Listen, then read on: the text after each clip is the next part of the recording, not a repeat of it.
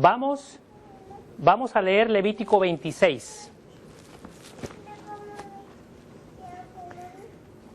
Dice 26:1: no haréis para vosotros ídolos ni escultura, ni os levantaréis estatua, ni pondréis en vuestra tierra imagen de piedra para inclinaros a ella, porque yo soy Jehová vuestro Dios.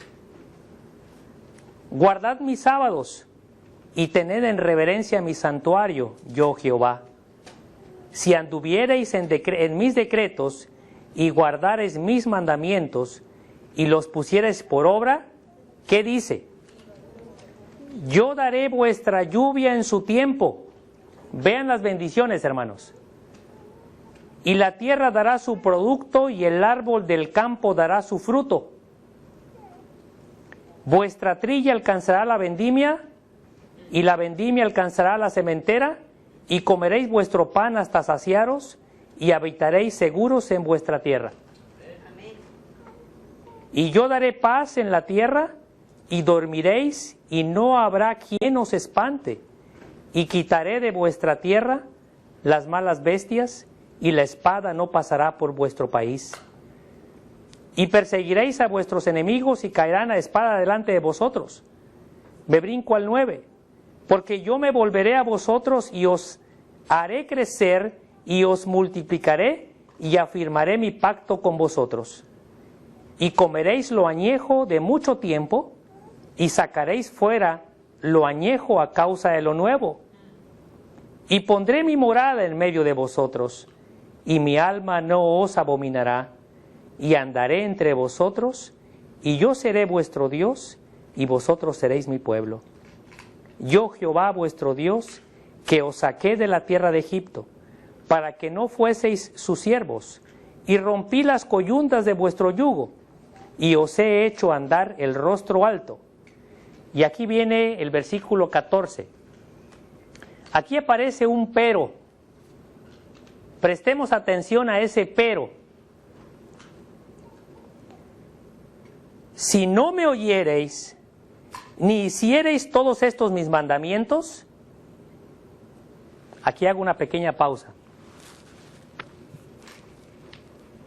Más de uno de los que estamos aquí, en algún momento hemos escuchado o hemos conocido alguna negligencia médica. ¿Qué cosa es una negligencia médica? Diríamos un descuido. Bueno, por ahí nos estamos acercando. ¿Qué más? ¿Qué podría ser una negligencia médica? Un error. Ahí está más cercano. Algo que sabes, ¿pero qué? No evitas. Algo que sabes, pero que no evitas.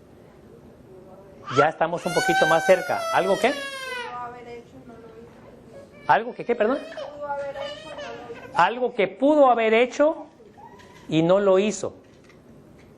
Una negligencia es algo que nosotros sabemos, fíjense, que nosotros sabemos como médicos que debemos hacer y no lo hicimos. El cristiano también es negligente. También somos negligentes. Sabemos muchas cosas que debemos hacer y no ¿qué? Y no las hacemos. Por ejemplo, sabemos que no debemos tomar líquidos negros como los refrescos, como el café que tiene cafeína. Sabemos que no debemos de comer, por ejemplo, algunos, tal vez carne ya para estos tiempos. Sabemos que no debemos comer cerdo, ¿cierto? El cerdo sabemos que no debemos comerlo y muchos efectivamente no lo comemos. Sabemos que no debemos de comer mariscos y efectivamente no lo comemos. Al principio, cuando estamos bebiendo lechita espiritual, sabemos que debemos de guardar el sábado Y al principio no lo guardamos. Pero hoy en día, yo recuerdo cuando estaba en la iglesia, sabíamos que debíamos conservar y respetar el sábado, pero contrataban las autoridades empresas para que nos atendieran y nos dieran de comer en sábado cuando había un evento. Y ahí andaban los trabajadores con sus charolitas de la empresa X, y ahí andaban ofreciéndonos de comer y atendiéndonos a todos. Es decir, también los cristianos somos negligentes. Sabemos muchas cosas que debemos hacer y no las hacemos. No las evitamos. Aquí en este versículo aparece el pero. Vamos a ver qué pasa cuando somos negligentes, cuando no hacemos lo que tenemos que hacer. Dice: y si abominareis mis decretos, y vuestra alma menospreciare mis derechos, no ejecutando todos mis mandamientos, e invalidando mi pacto, versículo 16, yo también haré con vosotros esto.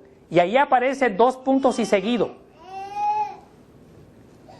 Enviaré sobre vosotros, ¿qué dice?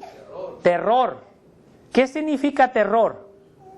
Miedo excesivo. Miedo grande, miedo excesivo, miedo exacerbado, dicen los médicos. Cuando Adán y Eva fueron negligentes, sabiendo lo que tenían que hacer, que guardar ese árbol, esos frutos, no los guardaron, tuvieron una conducta negligente. ¿Qué pasó con ellos? El primer síntoma que apareció fue, tal vez no terror, pero sí miedo.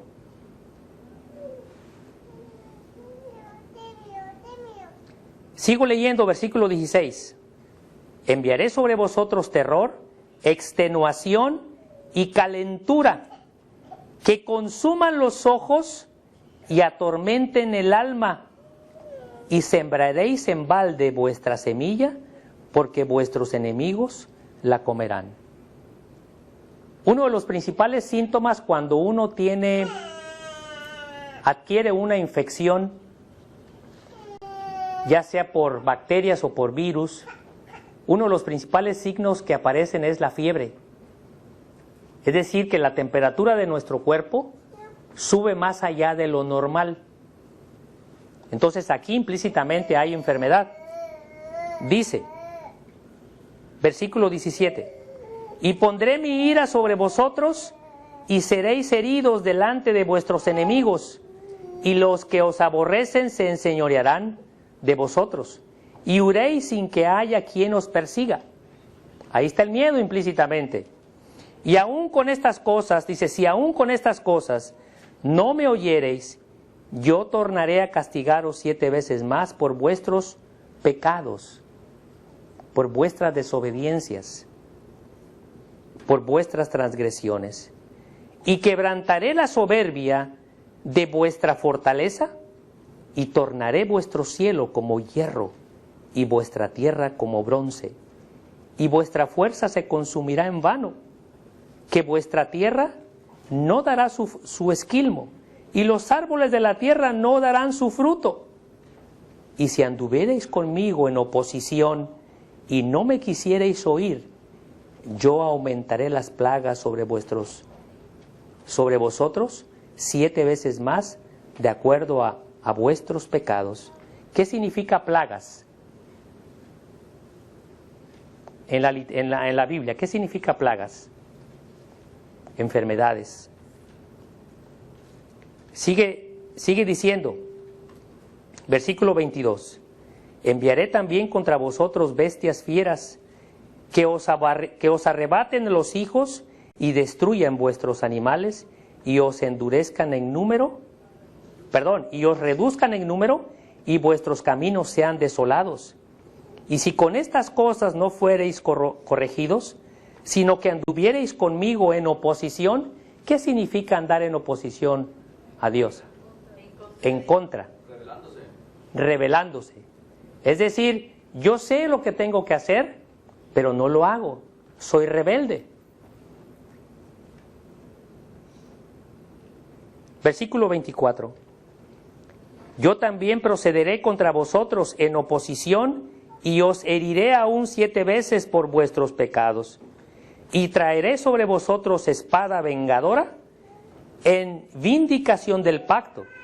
Y os recogeréis a vuestras ciudades. Mas yo enviaré pestilencia entre vosotros y seréis entregados en mano del enemigo.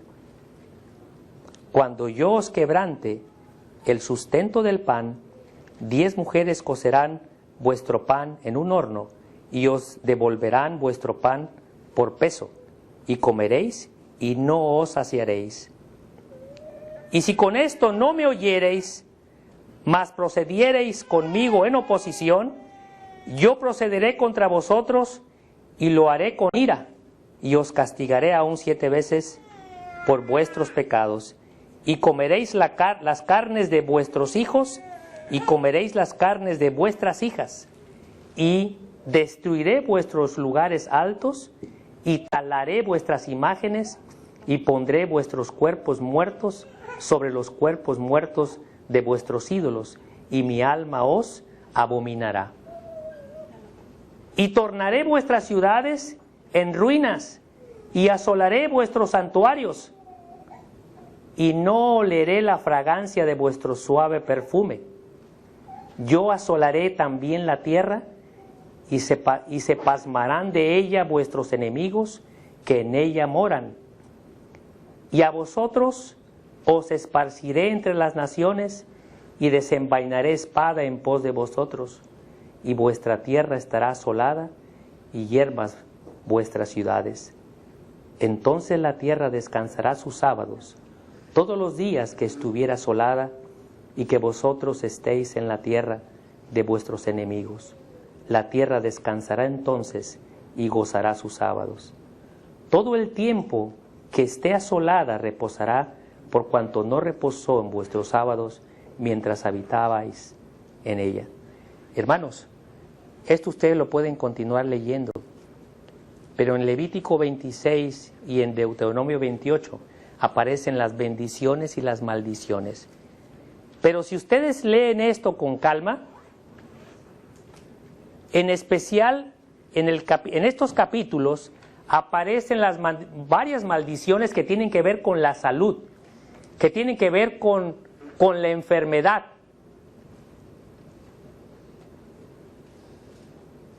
Miren, cuando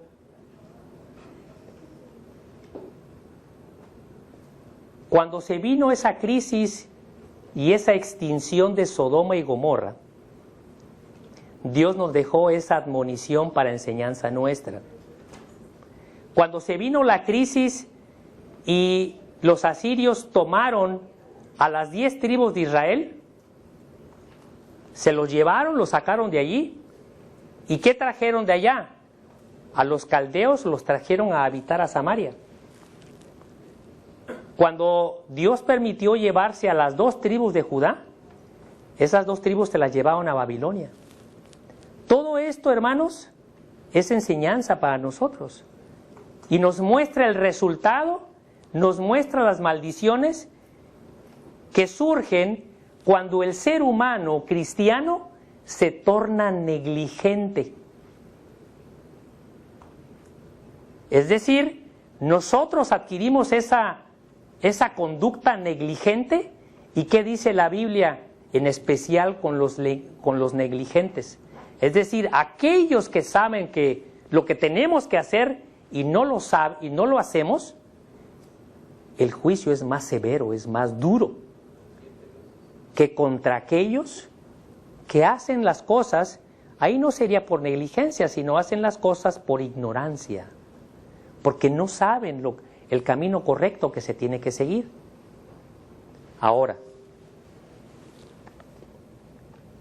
tomé esta cita o estas citas bíblicas porque es muy importante considerar el resultado de la negligencia, sobre todo cuando se trata de este templo, el templo nuestro templo, que no es nuestro, que ha sido prestado y que tenemos que cuidarlo.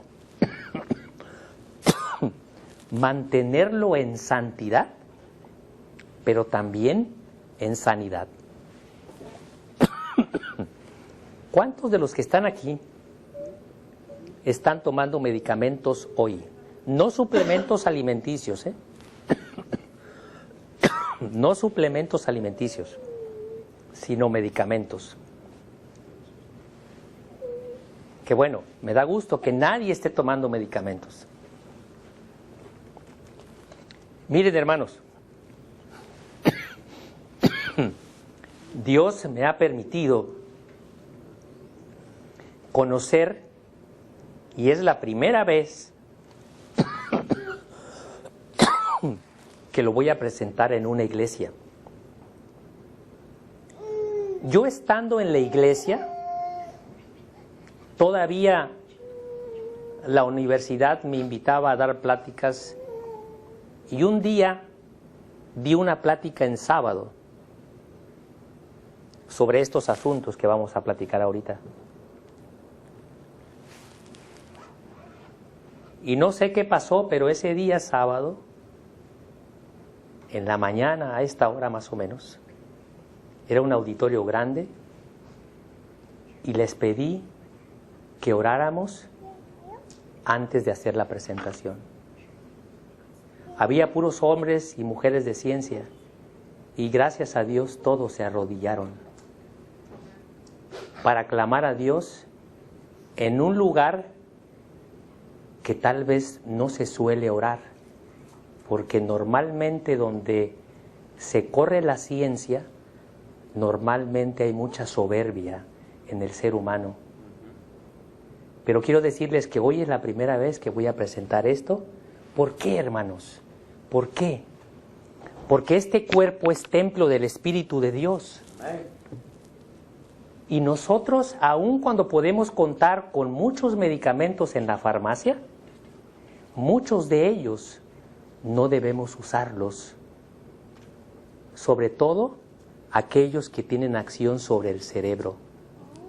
Cuando la persona tiene depresión, cuando la persona tiene una crisis aguda bastante fuerte, cuando ha perdido un familiar y no puede estar tranquilo o tranquila, cuando ya se ha jubilado y ya empezó a entrar en una cierta intranquilidad en su vida y tiene que acudir a los medicamentos para dormir.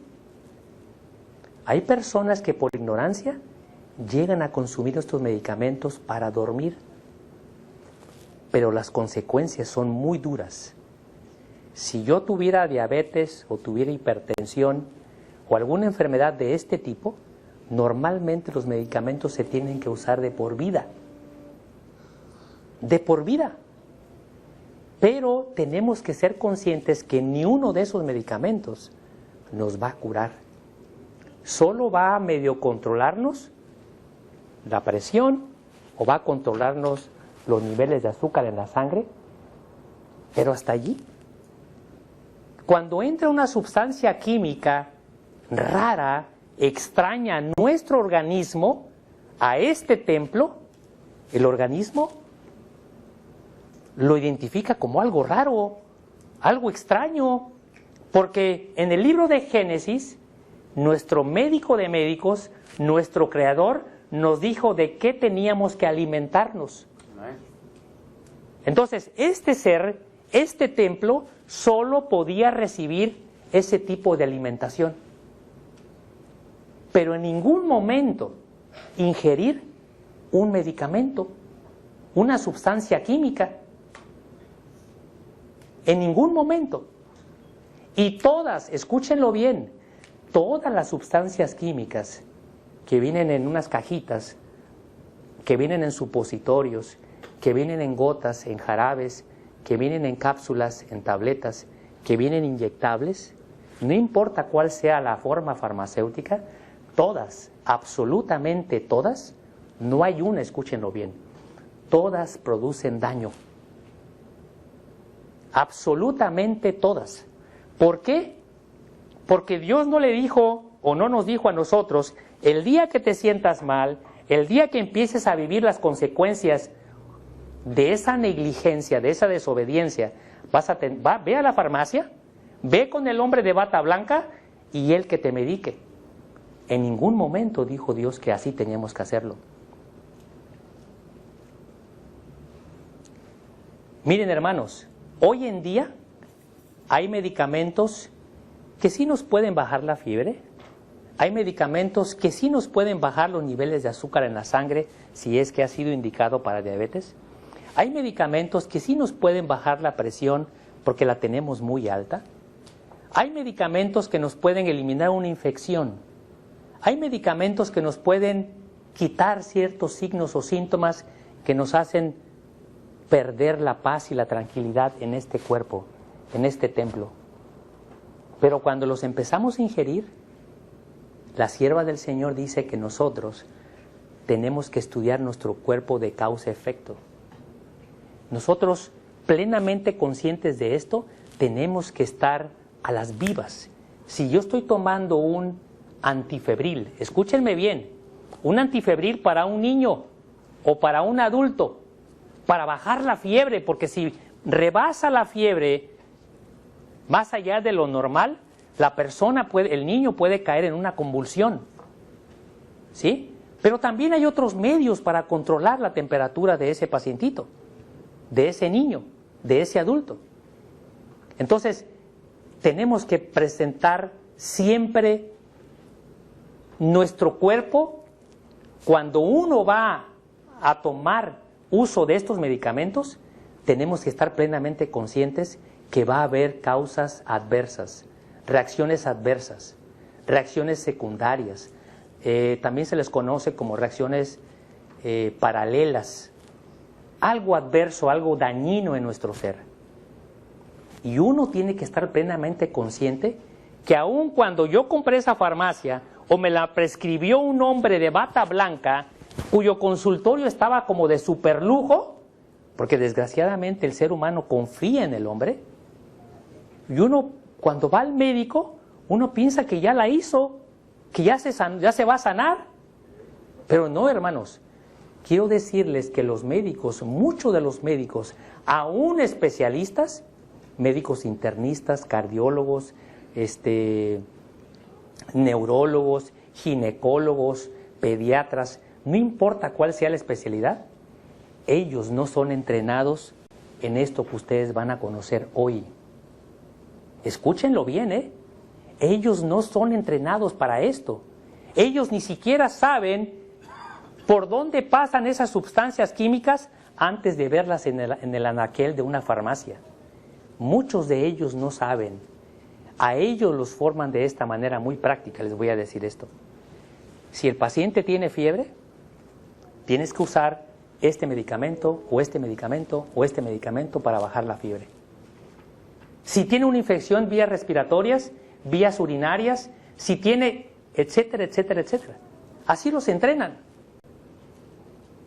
Es muy raro aquel que preste atención a las reacciones secundarias, porque hay cientos y miles de medicamentos. Yo les digo una cosa, ¿ustedes creen que ellos van a conocer con precisión los efectos secundarios de cada medicamento? Hermanos, son innumerables, son innumerables. Es imposible que cada uno de ellos conozca esas reacciones secundarias. Y toda esta presentación va dirigida aquí a nuestra mente, plenamente conscientes que esta estructura que nuestros ojos perciben es templo del Espíritu de Dios. Y debemos partir de allí, y que cada cosa que tomamos ajena a la dieta original para restaurar este cuerpo nos va a producir un daño. Y el médico sabe que si el medicamento le produce ciertas cosas, una vez que el paciente lo refiere o se lo hace ver, la mayoría de ellos dicen, no, el medicamento no te está produciendo eso. Porque creen absolutamente que el medicamento que está tomando para bajar la presión efectivamente no causa ningún daño. Por ejemplo, mi madre estuvo por algunos años tomando un medicamento para bajar la presión. Después de unos años, ella tosía y tosía y tosía y tosía. Y entonces me pongo a revisar en la literatura y efectivamente, muchos de los medicamentos para bajar la presión como reacción secundaria producen tos. Y cuando esa tos ya es insoportable, cuando el médico tiene conocimiento en otra consulta que el paciente ya no se siente cómodo, porque sí le controla la presión, pero le produce mucha tos. Entonces, el médico tiene que tomar mano de otro medicamento para bajar la presión y que no le produzca tos. Pero con el paso del tiempo, ese otro medicamento le puede producir tos u otra cosa. Por ejemplo, la mayoría de los medicamentos producen constipación, que en español nosotros decimos estreñimiento. Estreñimiento significa que la materia orgánica que tenemos aquí, los desechos, se hacen tan compactos y por mucho que uno vaya al baño, le cuesta a uno trabajo eliminarlos. Entonces, cuando el médico sabe en una siguiente consulta, es más, el paciente ni se imagina que esa constipación o ese estreñimiento, ni se imagina que es producido por el medicamento. Podrá pensar en otras cosas, pero ni por aquí le pasa que el medicamento le está produciendo esa constipación. Ese es otro ejemplo. Le puede producir fiebre.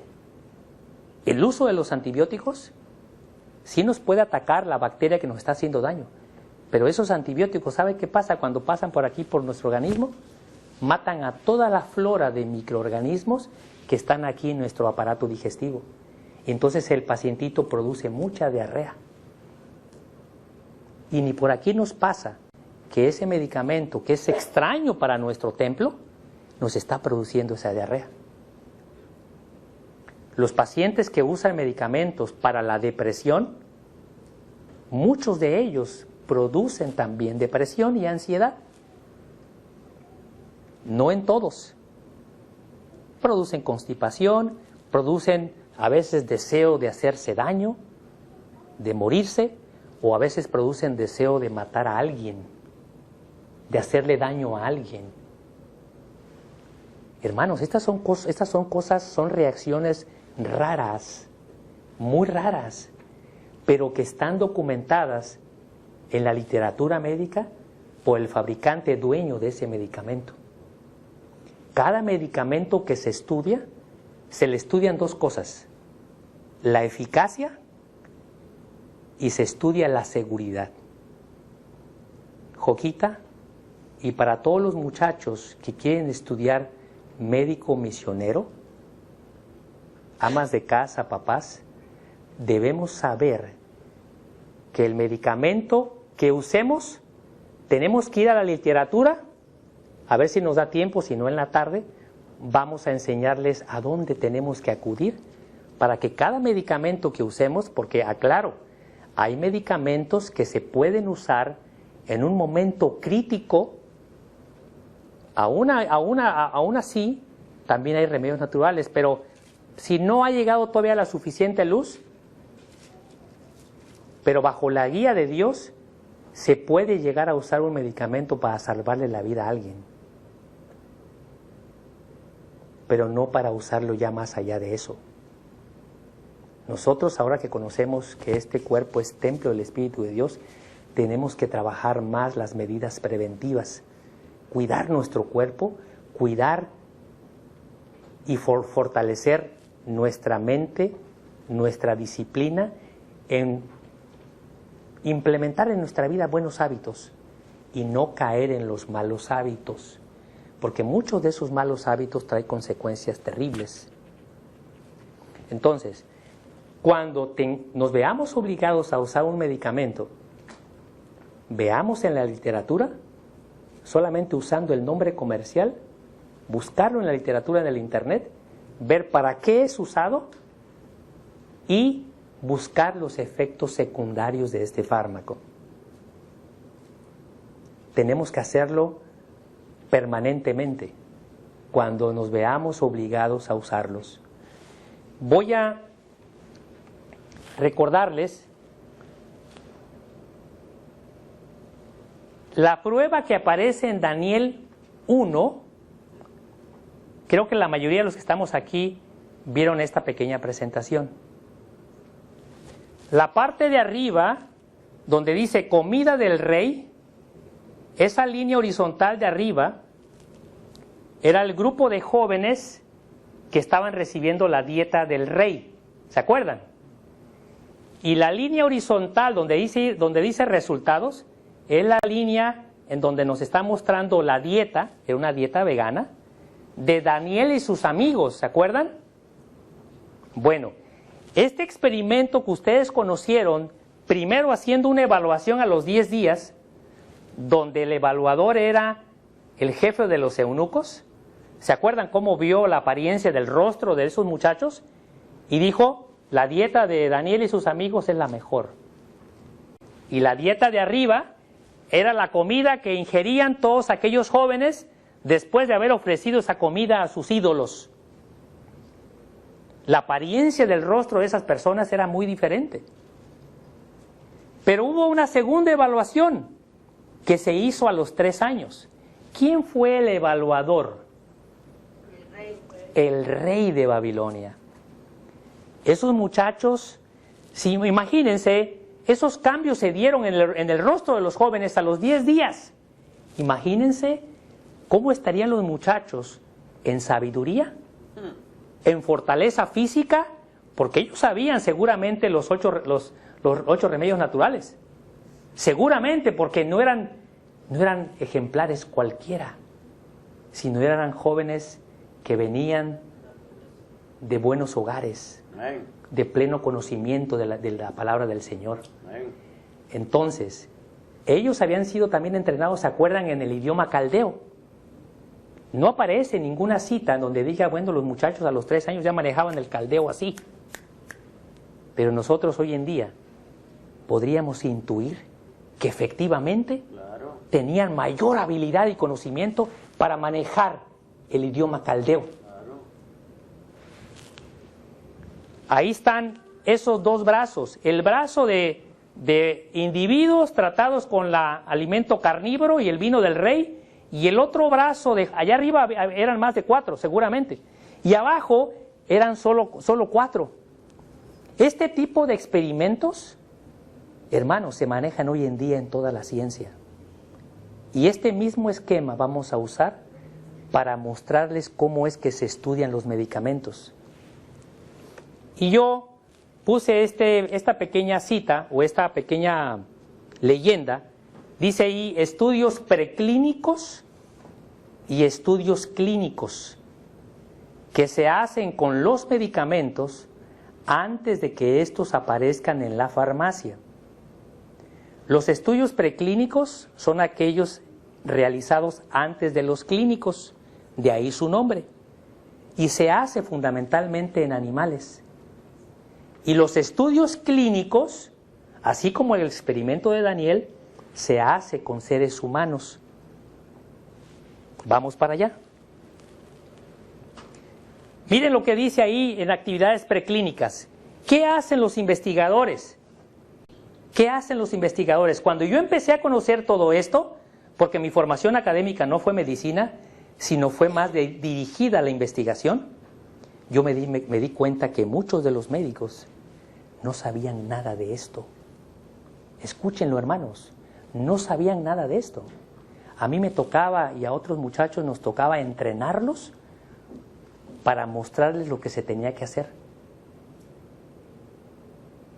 Entonces, dice, la síntesis química es el inicio del desarrollo químico de un compuesto. Uno de los compuestos más sencillos o sustancias químicas que aparecen en la química es el agua, por ejemplo. El agua tiene 2 átomos, dos átomos distintos, uno de hidrógeno y uno de oxígeno, que incluso cuando la hervimos y la consumimos, ¿qué pasa con ese líquido? Se evapora, ¿verdad? Y si tiene sales, la sal queda en el fondo del recipiente. Bueno, cuando se trata de compuestos químicos como por ejemplo el ácido acetil salicílico, conocido comercialmente como la aspirina. La aspirina se usa más para cuestiones febriles, por ejemplo, cuando hay fiebre en un pacientito, se usa la aspirina. Pero uno de los efectos secundarios más severos es que produce sangrado en el estómago. Y me adelanto un poquito. Hay una aspirina que se usa con una dosis más pequeña que se usa en ancianitos. Y esos ancianitos lo usan de por vida. Supuestamente como un cardioprotector o un protector del corazón. Mi madre no usa nada de eso. Y si ustedes el día de mañana conocen a mi madre, ella dice, yo no uso medicamentos. Usó el antihipertensivo por un rato y tuvo que suspenderlo por la tos que le producía. Bueno, ahora hermanos, miren, vean en esto. Dice ahí, estudios hechos con cultivos de células, tejidos aislados y en animales, dice, determinan y aparecen varios tipos de pruebas. No es necesario que uno se las aprenda. Pero abajito dice, efectos farmacológicos incluyendo la dosis. La dosis que nosotros vemos en las cajitas, de la aspirina, del antidiabético, de lo que sea, esas dosis, hermanos, no crean que se le ocurrió al investigador, vamos a probar esta dosis en humanos porque así nada más, no. Primero se sustenta eso en animales, como animales de experimentación. Y los animales con los que más se trabaja son ratones, conejos, cabras, borregos, etcétera, etcétera. Luego dice, efectos tóxicos, incluyendo, dice ahí, la mutagénesis, teratogénesis y carcinogénesis. ¿Esto qué significa? Mutagénesis, si la sustancia hace algún efecto dañino en el organismo, en el animal primero. El animal se tiene que observar durante días, semanas, meses, a ver si no le aparece algún tumor o alguna cosa rara. O si nació en una camada de animales, algún feto, algún ratoncito, alguna rata, sin un brazo o sin una patita. Miren, en la historia de la humanidad, sobre todo cuando se vinieron las guerras, algunas mamás usaban ciertos medicamentos que producían focomelia. ¿Qué significa? Que los bebés nacían con sus bracitos cortos. Entre el codo y su mano, una cosita así, miren, cortitos. O entre la cadera y el pie, las piernas nacían así con piernitas cortas. Estos ensayos, estos experimentos, se hacen también para demostrar si no originan cambios en el feto del animal o no producen cáncer. Y se prueban diferentes dosis. Y así como se hizo el experimento de Daniel, a unos animalitos se les expone el medicamento. Imagínense 20, 50, 100 ratoncitos. No se puede hacer en un ratoncito, ¿eh? Se tienen que hacer en 20, 50, en 100, en 200. ¿Por qué? Porque a lo mejor si yo pruebo solamente un ratoncito y no aparece nada, yo no puedo concluir que el medicamento que se probó en ese ratoncito efectivamente no causó daño, no causa daño, ya no puedo generalizar que no causa daño en todos los animales. No es así. Pero ¿qué pasa si pruebo 100 y 200? En un brazo, así como el experimento de Daniel, expongo a 100, 200 animales al medicamento. Y en el otro brazo pongo a los animalitos que no van a recibir el medicamento. Y a los dos grupos, uno los tengo allá cuidaditos con el medicamento y periódicamente voy y los observo y los veo y voy haciendo mis anotaciones. Que no produzcan alteraciones en el feto, que no produzcan alteraciones de otro tipo, genéticas, que no produzcan cáncer. porque también en los animalitos se producen bolas como tumores. En resumen, podemos decir que cuando estas sustancias o estos medicamentos muestran seguridad es la parte de la ciencia que se refiere a que no cause daño, pero también se busca eficacia. Hoy en día se pueden crear ratones hipertensos, se pueden crear ratas o ratones diabéticos, se pueden infectar a los ratones con el microorganismo de la tuberculosis, por ejemplo. Se pueden infectar con bacterias diversas. Y una vez que son infectados y que se reproduce la enfermedad en esos animales, ahora sí son sometidos con los medicamentos de estudio para ver si efectivamente los recupera, si los sana. Entonces, en los animales también se analiza la eficacia del medicamento, pero también se estudia la seguridad del mismo. Es decir, que no produzca reacciones secundarias. Y ya una vez que se demuestra que son eficaces, se prueban diferentes dosis. Cuando se identifica la dosis que es efectiva, esa es la que se va a producir en humanos, la que se va a usar en humanos. Pero también hay algo interesante.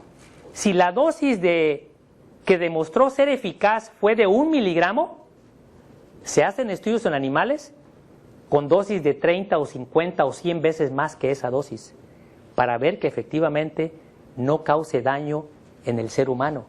Es decir, se prueban sobredosis para demostrar que la dosis que se vaya a usar en humanos, si algún día se toma un individuo una sobredosis, saber qué hacer en esas circunstancias. Porque no sé si ustedes lo sepan, pero en la historia ha habido seres humanos que han intentado suicidarse tomando 10, 20 tabletas de algo, sobre todo cuando son de acción neurológica.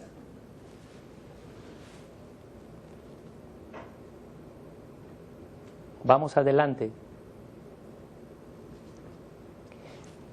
La investigación clínica se hace en seres humanos. La primer fase de la investigación en seres humanos se hace en voluntarios sanos, no se hace en enfermos.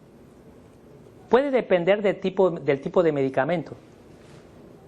Miren, aquí están las 4 fases de la investigación que se hace con medicamentos en humanos. La fase 1 sirve para probar sobre todo la seguridad del medicamento. Pero hay ciertas enfermedades como el SIDA o el cáncer. Si el farmacéutico desarrolla un medicamento contra el cáncer o contra el SIDA, se tiene que probar en el enfermo directamente. ¿Por qué? Porque los medicamentos contra el cáncer y contra el SIDA, hermanos, son muy agresivos. Estas sustancias químicas van dirigidas contra la célula tumorosa o la célula tumoral. Pero es imposible que estas sustancias que han sido diseñadas, fabricadas, desarrolladas para matar tumores, también mata o destruye los glóbulos blancos, las plaquetas o los glóbulos rojos de nuestra sangre.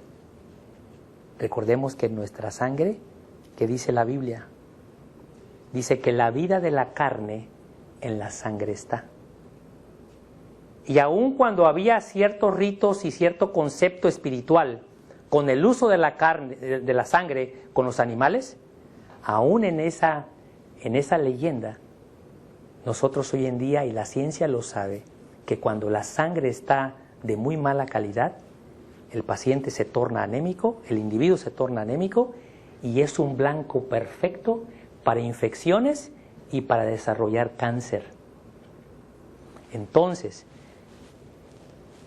por eso ahí dice también eficacia, pero eso aplica esencialmente para pacientes que tienen cáncer, SIDA o que están en una fase terminal. El paciente, cuando es expuesto a estas sustancias en la fase 1, no paga ni un 5, hermanos. se le regala todo el medicamento, todos los estudios, y seguramente más de alguno de ustedes, ojalá nunca les toque, pero en algún momento ustedes lo van a conocer cuando un pacientito ha sido invitado a participar en alguna de estas fases, como conejillo de India. Y así como el diseño de Daniel, no nada más se expone a un solo paciente con cáncer. Ahí pueden participar 50, 100, 200, 500, 1000, 2000 pacientes con la misma enfermedad. Con la misma enfermedad. En la fase 1, cuando son medicamentos, diríamos, para la fiebre, para el dolor, generalmente se usan individuos sanos y generalmente participan estudiantes de medicina o participan otras personas, incluyendo a veces hasta inmigrantes. ¿Por qué? Porque en estos estudios se les paga a los pacientes, sobre todo a los voluntarios sanos en la fase 1. Porque están prestando su cuerpo para que la ciencia se desarrolle, para que fabrique nuevos medicamentos. Claro que va a haber daños en esos voluntarios sanos. Sí va a haber daños. ¿Por qué? Porque imaginen esto, en el mismo diseño de Daniel, en un brazo se exponen al medicamento 20, 50 voluntarios sanos. Y en el otro brazo se exponen a la misma dieta, a la misma alimentación, porque además son voluntarios sanos o sujetos sanos que están siendo hospitalizados. Y ahí andan caminando, los ponen a leer, se ponen a hacer ejercicio. Insisto, les pagan. Y se les va tomando sangre cada 15 minutos, cada media hora, cada hora. Durante todo el día se les va tomando sangre. Es decir, son expuestos a sacarle sangre varias veces durante el día. ¿Por qué? Porque es importante que el investigador vaya viendo en la sangre. Usted toma el medicamento y a los 20 minutos, 30 minutos ya se disolvió, y al llegar al intestino delgado el medicamento se absorbe y entonces empiezan a aparecer cantidades pequeñas del medicamento en la sangre. A los 30 minutos más se les vuelve a tomar sangre y se van dando cuenta que el medicamento va subiendo de dosis o de cantidad en la sangre. A la hora ya hay mayor cantidad y tal vez a las 2 horas el medicamento ya empieza a desaparecer en la sangre. Empieza a desaparecer. Por eso es que al paciente, al voluntario, al sujeto sano, se les va tomando sangre cada 15, cada 30 o cada hora, para saber con qué velocidad se absorbe, con qué velocidad se elimina, si se elimina por la orina o se eliminan por las heces fecales, o sea, por la popó. Todo eso se va conociendo. ¿Por qué es importante saber esto? Miren, hace poquito, un niño como de unos 7, 8 años, en algún momento cayó en fiebre, se le vino una convulsión, más tarde se accidenta, se golpea la cabecita y empieza a presentar convulsiones o crisis parecidas a una convulsión, y entonces el niño pierde el conocimiento y empieza a tener como contracciones involuntarias en su cuerpo, empieza a tener manifestaciones en sus ojitos, se mueven hacia un lado, tal vez pierda un poquito la audición, producto de este cuadro febril exagerado o producto de este golpe en la cabeza. Entonces, el niño lo llevan al médico y le empiezan a dar medicamentos contra la epilepsia. ¿Ustedes saben saben algo de la epilepsia? El pacientito, cuando cae en una crisis epiléptica, el pacientito empieza a contraerse, cae, pierde el conocimiento y empieza su cuerpo a contraerse de una manera involuntaria, incluso puede llegar hasta morderse la lengua. Bueno,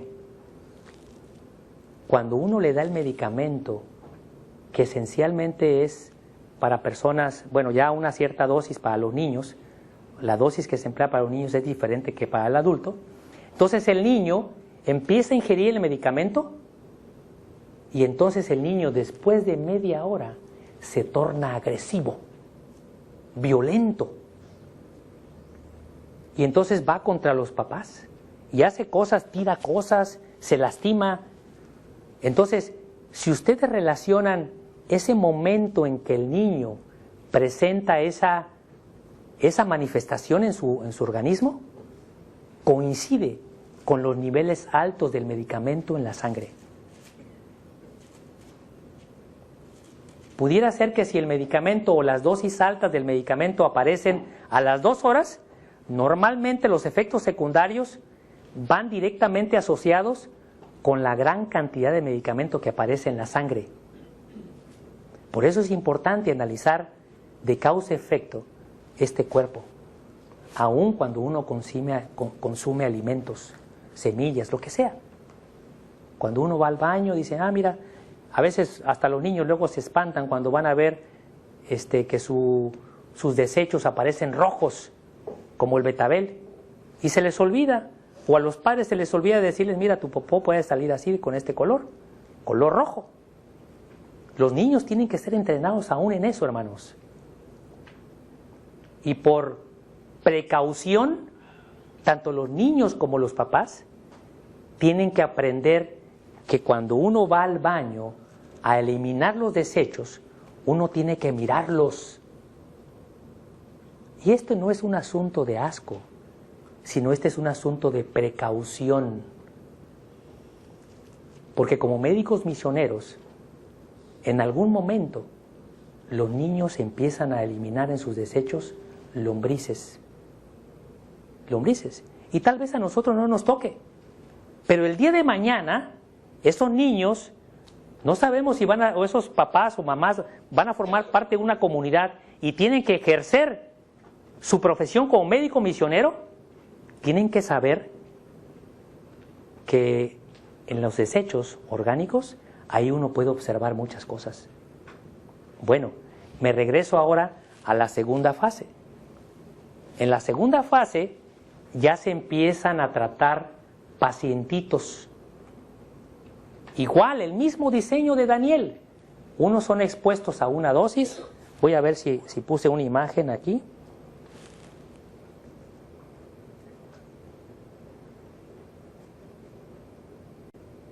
Creo que ya se trabó, hermano.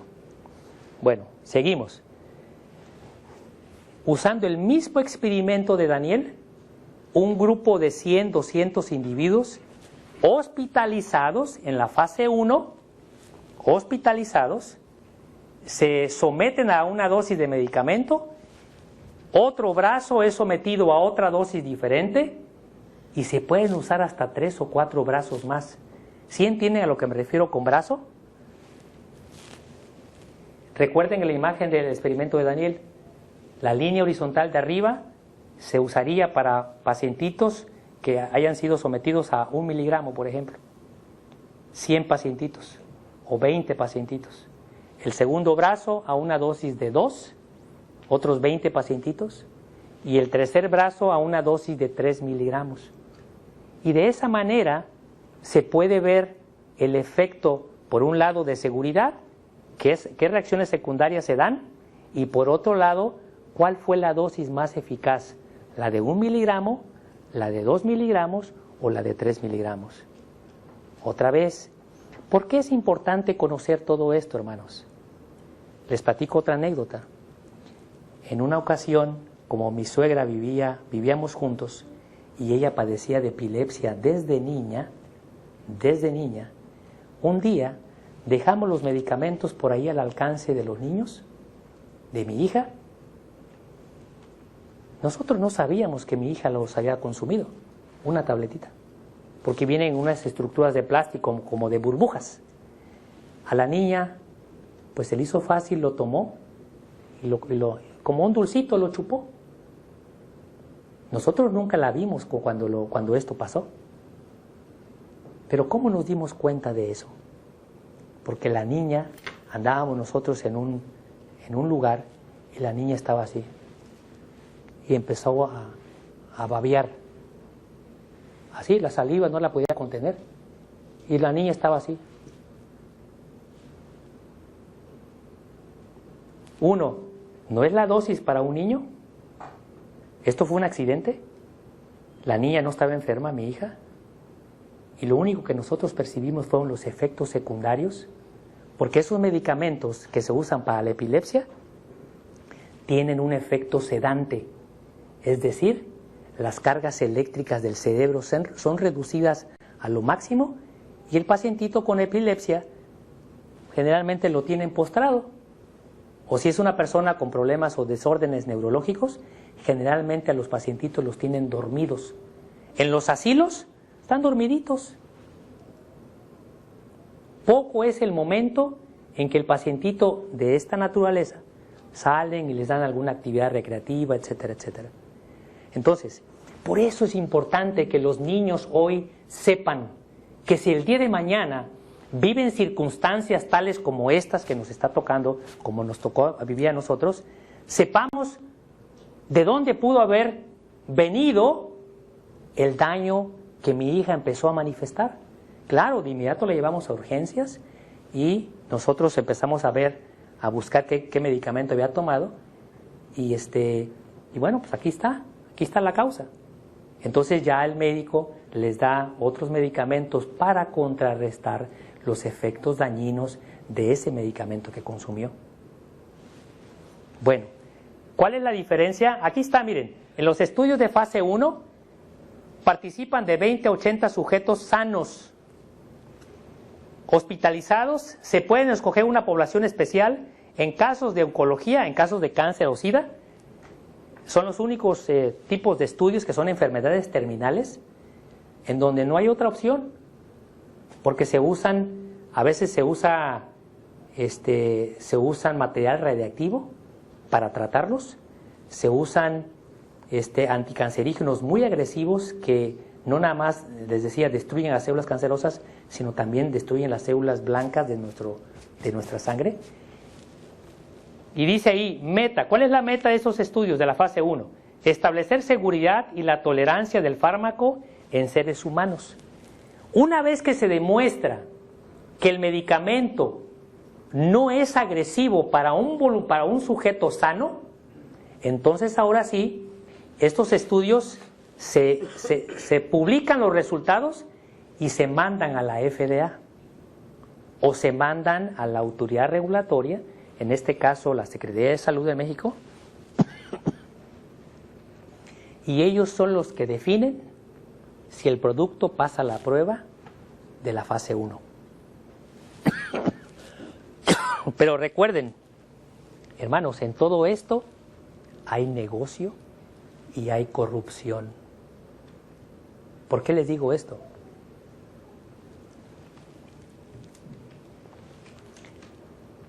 Porque los médicos que no están acostumbrados, porque ellos cuando participan aquí, en nuestros estudios, fase 1, fase 2, fase 3 o fase 4, se les paga y se les paga muy bien.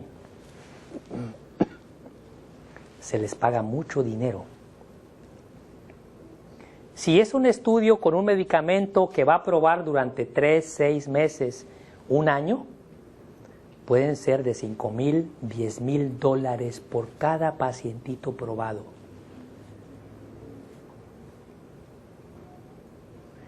Los médicos, aún en su equipo, porque todo esto es muchísimo trabajo, pueden no llegar a reportar todas las reacciones secundarias.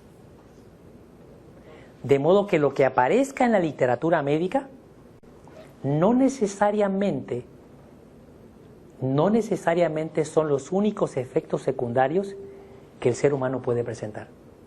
Es decir, pueden presentarse cosas raras que nunca en su vida fueron estudiados.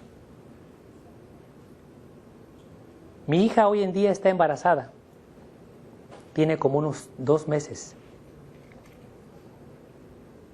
Ella, como muchas mujeres que están embarazadas, tienen que saber que una vez que se une el óvulo con el espermatozoide y que empieza a desarrollarse un nuevo ser, están pasando muchas cosas en la célula, en ese nuevo embrión. Y si ese embrión en los primeros días del embarazo es expuesto a un medicamento, porque ustedes saben que las mujeres embarazadas tienen dolores de cabeza a veces, tienen náuseas, tienen vómitos, ¿cierto o no? Hay ciertos malestares cuando la persona empieza a recibir o a desarrollarse un embrión en esa partecita que es su útero. En esa camita ahí se empieza a desarrollar ese embrión. Pero si la mujer desconoce esto, incluso hay mujeres que fuman, hay mujeres que fuman durante el embarazo. Aún con el conocimiento de la nicotina y de muchas cosas tóxicas que van en el cigarro, hay algunas mujeres que consumen estas cosas aún durante el embarazo.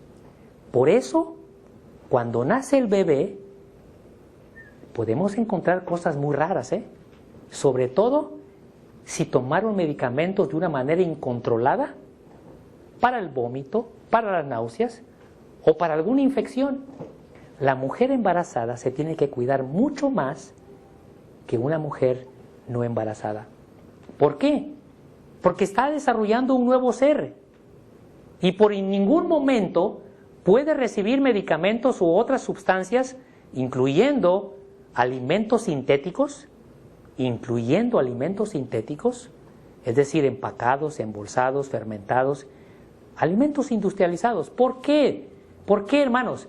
Porque en todos estos alimentos van conservadores químicos y no pueden exponer a ese embrión que apenas se está desarrollando a esas sustancias ajenas a nuestro organismo. Porque no se tiene todo estudiado, Por eso hoy en día, en esta era industrial, hay muchas enfermedades raras, hay muchos fenómenos alérgicos en nuestro cuerpo. ¿Por qué? Porque seguimos consumiendo alimento industrializado.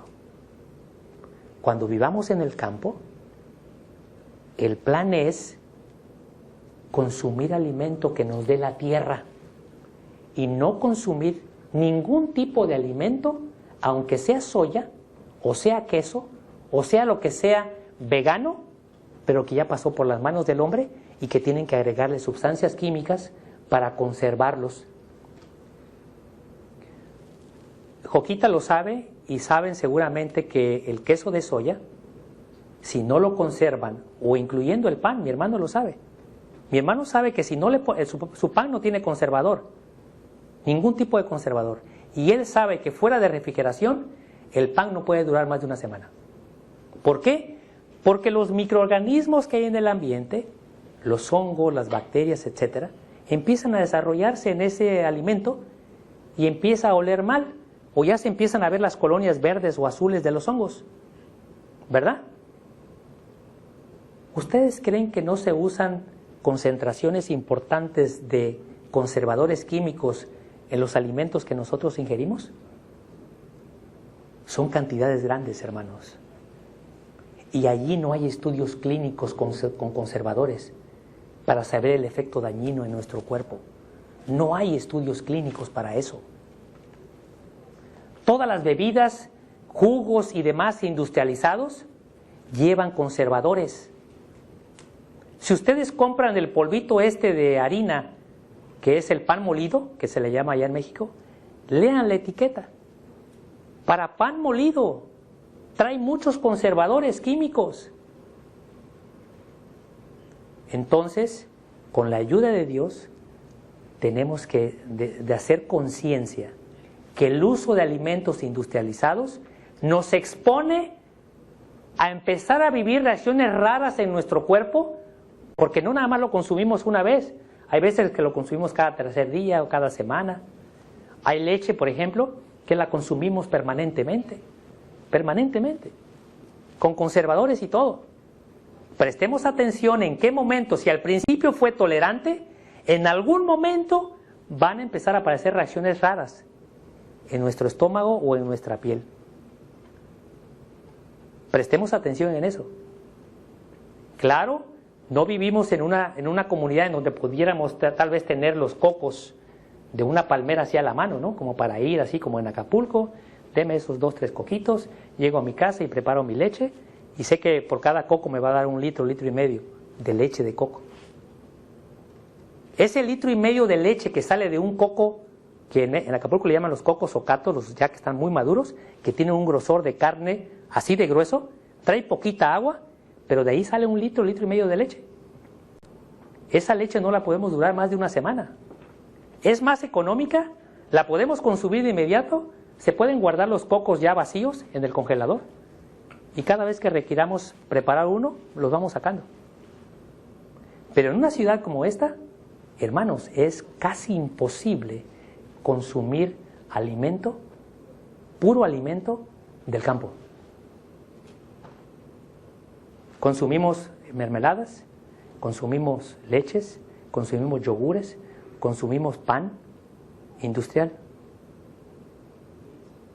salsa catsup, mostaza, aun cuando son orgánicos, traen conservadores también.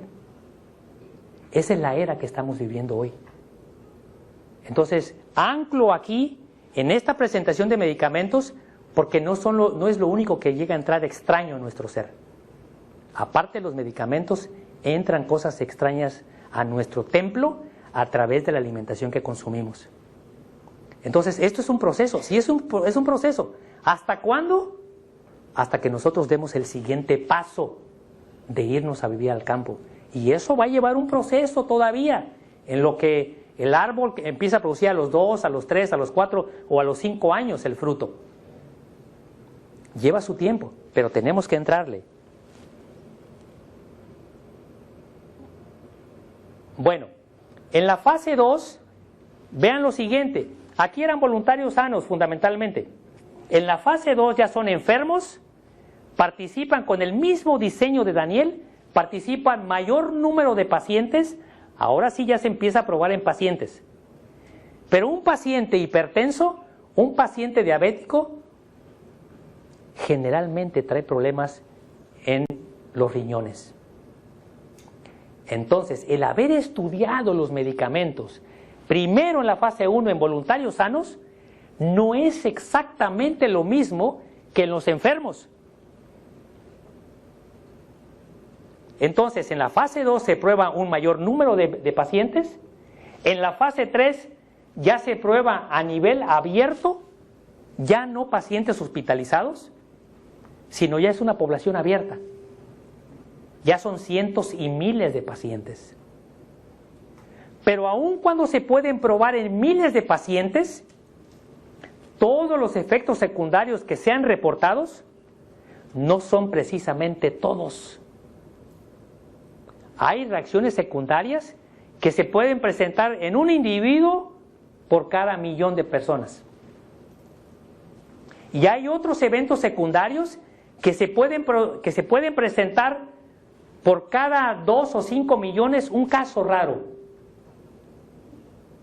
Entonces, aun cuando la FDA y la autoridad que aprobó ese medicamento para que apareciera en la farmacia, aun con todo eso, miren lo que pasa. La FDA y la autoridad regulatoria que sea, según si es Canadá, México, el país que sea, cada país tiene su autoridad, tienen la obligación de reportar a la autoridad, a la empresa farmacéutica que está vendiendo ese medicamento, reportar todas las reacciones secundarias. Raras. Pero ¿saben qué pasa? No todos tienen esa responsabilidad de decir, bueno, el medicamento en mi hijo produjo ira, coraje, rabia. La gente tiene otras ocupaciones, vivimos muy acelerados. Nadie se va a sentar al teléfono para reportar esa cosa rara a la empresa farmacéutica. Nadie. ¿Por qué? Por el ritmo de vida que tenemos.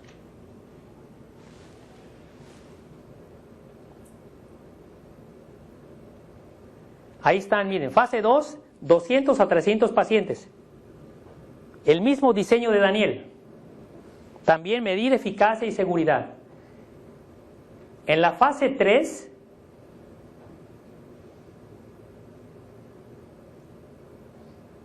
aquí está. En la fase 3 aparecen más pacientes. Dice ahí, dice duración, varios años para enfermedades crónicas. O sea, estudiar un medicamento, hermanos, puede llevar años. Población, cientos o miles de pacientes en la fase 3. Cuando se concluyen los estudios de fase 3, viene aquí algo interesante. Es cuando la FDA le da el permiso al farmacéutico de empezar a vender el medicamento. Es decir, que por cada fármaco, para demostrar que es eficaz y seguro, para encontrar la dosis idónea para tratar a esos pacientes, se llevaron 5, 10 o 15 años de investigación. ¿Y saben cuántos años les dan de patente? Es decir, yo que inventé este medicamento, el gobierno me da 20 años. 20 años para que yo le saque jugo, para que yo recupere todo lo que yo invertí en esa investigación. Pero si me llevé 15 años, nada más me quedan 5 para recuperar todo lo que gasté. Una vez que se vencen los 20 años, esa sal, ese medicamento, ya lo puede usar cualquier industria, cualquiera. Entonces ustedes hoy en día pueden encontrar aspirina de diferentes casas comerciales. Hoy en día pueden encontrar el medicamento A vendido por diferentes empresas farmacéuticas. Entonces son muchos años de investigación, mucho trabajo y son millones y millones de pesos. La corrupción es tan grande que cuando estuve yo participando en estas cosas, nosotros nos enterábamos cómo las empresas farmacéuticas cada año les hacían fiestas a los trabajadores para que toda la documentación que se mandara a la autoridad regulatoria fuera vista con buenos ojos y todo pasara sin problema. Incluso cuando los medicamentos llegaban a formar parte del cuadro básico del hospital, es decir, que de alguna forma a los pacientitos del ISSSTE en México o de la Secretaría de Salud o del IMSS, tú vas, te atienden y te regalan tu medicamento. Tener un medicamento de la empresa farmacéutica en el cuadro básico del hospital es como sacarse la lotería. ¿Por qué? Para la empresa farmacéutica. ¿Por qué? Porque en ese hospital se regala el medicamento y mientras más se consuma, la empresa farmacéutica va a estar vendiéndoles más y más y más. De modo que en aquellos años, ahora ya hay un poco más de regulación, pero en aquellos años llegaban con llaves de autos y yo no sé con qué más, para que esos medicamentos fueran prescritos, usados en el cuadro básico de ese hospital. Entonces, una vez que se registra el medicamento, se aprueba para que ya se pueda vender, entonces ahora sí vienen los estudios fase 4, en donde se prueban cantidades masivas. Imagínense ya el medicamento que ya fue autorizado para el cáncer, para el SIDA, para infecciones diversas, para diabetes. Entonces ya son millones y millones de personas que empiezan a consumir ese medicamento.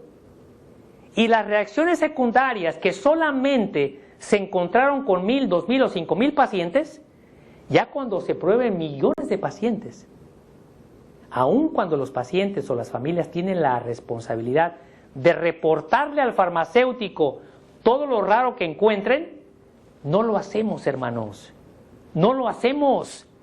De modo que lo que pudiéramos encontrar de evidencias de reacciones secundarias de un medicamento en la literatura, no son todas las que deben de estar ahí. Hay más, hay mucho más. Entonces, era importante para nosotros que sepamos, como médico misionero, como padre, como madre, como joven, como niño, que sepan que el uso de medicamentos trae consecuencias terribles en nuestro templo. Y prestemos atención con el consumo de conservadores químicos que vienen en todos los alimentos industriales, porque en ellos no se hacen pruebas o estudios, no se hacen ningún tipo de estudios. En una ocasión vi una imagen de un árbol, en una revista, de un árbol grande, frondoso, y en cada una de sus ramas colocaban a los jugos que se venden en el mercado.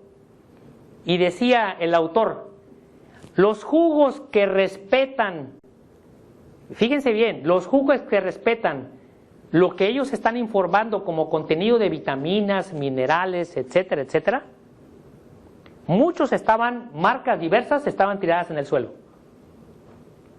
Y uno que otro producto, sobre todo jugos envasados o enlatados, estaban colocados como si fueran del Edén, estaban colgados de una de las ramas del árbol. La mayoría de los fabricantes de estos jugos, como no respetaban lo que decían en cuanto a contenido de vitaminas y minerales, la mayoría estaban tirados en el suelo. ¿Qué mensaje nos estaba dando el autor? Que no confiemos en la literatura que aparece en los frascos, en las latas de productos industriales. Aun cuando diga jugo de manzana, jugo de zanahoria, jugo de naranja, de lo que sea, con el doble de vitamina A, etcétera, etcétera. No hay regulación en eso, no hay control en eso. Hermanos, no nos confiemos de las cosas que aparecen en los refrigeradores o en los estantes de los supermercados. Pensemos siempre que este cuerpo es prestado, este cuerpo debe de mantenerse sano, debe de mantenerse puro, y la manera de mantenerlo puro es no meterle basura de las cosas que llegamos a ingerir de la industria. Porque entonces, en la medida que los empecemos a consumir más frecuentemente, de causa-efecto, prestemos atención si alguno de ellos ya nos está causando algún daño. Hermanos, que Dios nos bendiga y nos capacite, nos haga sabios y entendidos para cuidar de este cuerpo que es templo del Espíritu de Dios.